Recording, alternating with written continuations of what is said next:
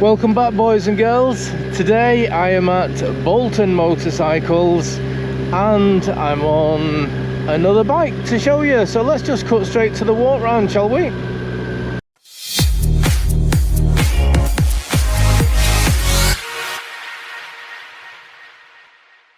So here is today's filthy beast, and it really is a filthy beast as well. Now, you'll hear me today making comparisons to the Suzuki GS, I can't get the words out, Suzuki's GSX 8S, just because it's a similar naked bike that I've been on recently. So I'll make similar comparisons throughout the ride, just so you can see the difference between those two. I know there's other bikes in the same class, but this is the first one that I've tried since the Suzuki. So, here we have Kawasaki's Z900. Now, for me, the Z900 already wins on looks comparing to the Suzuki. The Suzuki's a nice looking bike, but this just has that proper menacing look about it. Just looks a bit filthier, doesn't it? When you look at it, just looks like an absolute beast. Let's just have a quick walk around and I'll show you. It's a gorgeous looking thing. So there is our beastly close-up. Now if you look at that, comparing it to the Suzuki, in fact comparing it to other naked bikes that are out there, this has just got loads of things to draw your eyes. There's just loads of little angles and styling points, and it's just a really nice work of art, I think. But then when you move around to the front and you see that light, just has a proper evil little look to it that tells you you are on a beast and you will get in trouble. Just draws you to the yellow and you can't actually see it on the other side. But there's loads and loads of tech on this bike, loads of it. So it's got the Öhlins adjustable shock at the back. We've got adjustable forks at the front, the Brembos at the front, and we've got Nissins at the back. Now, exhaust, unlike the Suzuki, the exhaust on this is just your typical Euro compliance exhaust, just a big old chunky eyesore coming out the back. Can't do anything about it. Well, you can change it. That's what I'd probably do, to be fair, if it was my bike. Not a fan of the look of that, but it sounds alright. But unlike the Suzuki that was on last time, this does not come with a quick shifter. I think it might be an option, but it's certainly not thrown in like it is with the Suzuki. Again, it's only a really small seat. The padding on it feels non-existent, to be fair. That feels fairly solid. That's not great for your pillion's backside, and there's no grab handles or anything. Angles everywhere. I'm sure that's all been done to glide through the wind when you're doing 1,000,000 miles an hour.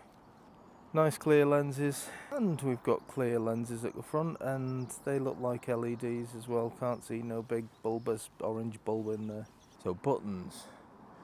There's a few on here. We've got your horn, we've got your hazards, we've got your indicators, got your high and low beam. There is a flash just around this side, and then this is just for your modes and your screen. Right hand side, practically nothing. It's just the standard, isn't it? You've just got your engine cut off and you've got your engine start. There's little breaks in the cloud, and when the sun comes through there's a bit of glare. It is clear enough. You can see a reflection, yes you can, but it is still nice and clear. You've got a nice big speedo there. You've got your rev meter going across the top. We've got fuel gauge. We've got total miles. This is now on 42 because I've done a few on there. Not many, granted, but we've got a temperature.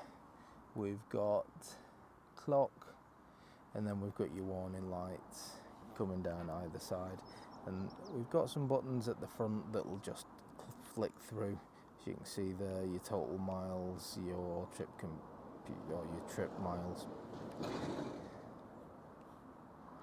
and then this one again, it's just tripping through some more options. So you've got your average speed, your total time riding, we've got battery, we've got miles per gallon, and we've got your average MPG. Right, I'm just going to jump on, show you the riding position. Unlike last week's Suzuki, which I felt was quite sat up, to be fair, little bend in the back, but nothing much. This, similar sort of seat height, I'm pretty much flat foot on both sides, and just for your reference, I'm 5'8". The pegs seem quite high, not uncomfortable, just different to what I'm used to. And when you are in this position, you can see there is a bend in the back. There's no getting away from that. It feels like it's a sportier bike when you're riding it, so you would expect the position to be a little bit more aggressive, let's say. But it's not an uncomfortable bike to ride. Let me know in the comments your thoughts. And yeah, let's just go for a ride. And don't forget, if you haven't already, hit that subscribe button for me to continue doing these kind of reviews. I just need more help, more support, and the more subscribers I've got, the more willing people are to let me borrow these bikes. So please hit the subscribe button. Let's go for a ride. Right, let's just try a little turn in the road, see what the circle's like.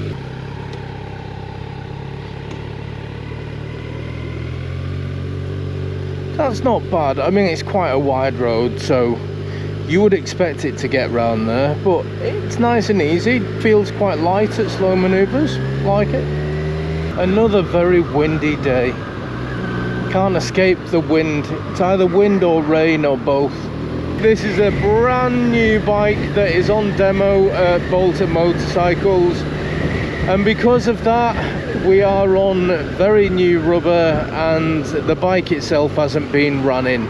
So again, out of respect for them, it's going to be a nice careful ride this.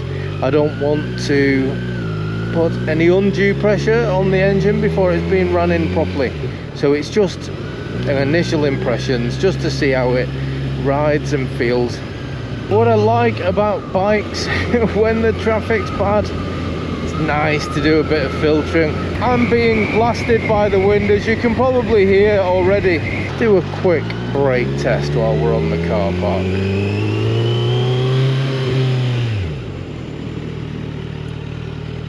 Yeah, the brakes are really nice and sharp. No issues with the brakes whatsoever. So a little run down the motorway just to see what it's like. Now, it's a naked bike, so I'm not expecting anything other than being blown all over the place. Right, so getting off the motorway, it was just a very quick one just to show you what it was like. Ultimately, it suffers with what every naked bike suffers with. There's no wind protection with it. You do blow around a little bit. It's not that bad though. It's not something that would put me off going on the motorway. It's just standard that you'd get because you've not got a screen or anything. But it was alright. Gets to the speeds very, very nice and quickly, as you would imagine. And that is in rain mode, and that is also with me keeping the revs down as much as I possibly can. So yeah, motorway gets a thumbs up. Because I'm only keeping it in rain mode, I'm not feeling the true potential of this bike. I know that, and I'm saying it because I'm sure people will comment about it. Rain mode itself, it's not lacking in power. It's certainly effortless to get up to those speeds, to get up to motorway speeds, no issue whatsoever. But it's not thrilling me like the MT-09 did, or even the Suzuki GSX ATS did. And I think that's just because of the mode that I'm in. I can only put it down to that. It's not a particularly big bike, so it is quite good for filtering. So it would be decent for a day out riding, but it would also be nice for a spot of city riding as well. It does feel like quite a hard ride, quite a sporty ride, but I'm sure you could dampen that down a little bit if you needed to. But I don't think you need to. For normal road riding like this, it's alright, you know. I'm not complaining. I'm not in the most comfortable seat in the world. It's not the most comfortable position in the world, but I don't think again, that's the point of this bike. I think this bike is meant to be a little pocket rocket, isn't it? You're meant to have a lot of fun on this bike, and you would do if you had it to its full potential with the rider modes available. I'm sure you'd be able to give it the absolute beans, and it would go like stink, because it's not far off it on rain mode. Some more traffic sneaky, shall we? So I know, depending which country you're actually watching this, certain countries this lane splitting is not allowed, but it is allowed in the UK, as long as you're doing it safely. Ooh, breakfast and lunch deliveries, that smells nice actually. Come back with those sausage rolls, you little rascal. So while there's a lot of traffic in front of me, I'm going to start summarising this bike. So for a town bike, because of the size and the weight and the feel of it, it is nice and easy to skip past traffic. No issues with that whatsoever. And I really haven't, because this bike, it does inspire a bit of confidence as well, because the whole setup of it just makes you feel like it's stuck to the floor, and it really does stick to the floor. Going round bends and things, it goes round beautifully. You just pick your line and it goes through. So it's good for the slower town riding, and it's good for the twisties as well, because of how good it goes around the bends. Now, as far as the motorway goes, it's not a bad bike for the motorway. It will do motorway speeds. It will do beyond motorway speeds, I'm sure quite a lot beyond motorway speeds. But there is no wind protection, so you have to deal with that. But it's capable of doing what it needs to, so it's okay on that front. As far as looks go, I love the looks of this bike. You tell me how you feel about it. I think it is quite a menacing looking naked bike. It does give you that little twinge, I think, when you look at it, because it does look like it's a bit filthy. Looks like it's going to be some fun, and it is fun.